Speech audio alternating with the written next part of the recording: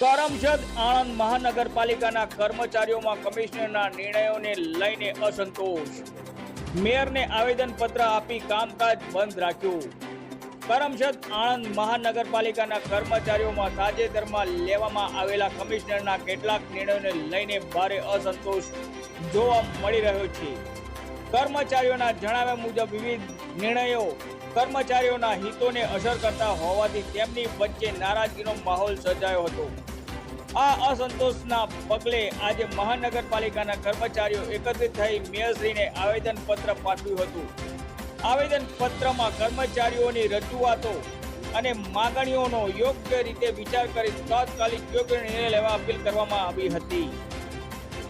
આવેદનપત્ર આપ્યા બાદ કર્મચારીઓ એ વિરોધના ભાગરૂપે કામકાજ બંધ રાખ્યું હતું અને કર્મચારીઓનું કહેવું છે કે જ્યાં સુધી તેમની રજૂઆત અંગે યોગ્ય અને સંતોષકારક નિર્ણય લેવામાં નહીં આવે ત્યાં સુધી તેઓ પોતાના આગામી કાર્યક્રમ અંગે વિચારણા કરશે. કર્મચારીઓએ સ્પષ્ટ કર્યું છે કે તેમનો વિરોધ સંપૂર્ણપણે શાંતિપૂર્ણ અને લોકશાહી પદ્ધતિથી કરવામાં આવી રહ્યો છે. તેઓએ મહાનગરપાલિકાના વહીવટી તંત્રને કર્મચારીઓના પ્રશ્નોનું વહેલા તકે નિવારણ લાવવા અને સંવાદ દ્વારા ઉકેલ લાવવા અનુરોધ કર્યો હતો. રિપોર્ટર ભગવત ભટ્ટ, આણંદ. કરમસદ આણંદ મહાનગરપાલિકાના આઉટસોર્સના કર્મચારીઓ જે આજ હડતાલ પર ગયેલ છે તેમને હું જણાવવા માંગુ છું કે જે પગાર વધારાની માગણી કરેલ છે તે ગેરવાજબી છે. આઉટસોર્સના તમામ કર્મચારીઓને સરકારશ્રીના ધારાધોરણ મુજબ એજન્સી દ્વારા પગાર ચૂકવવામાં આવે છે.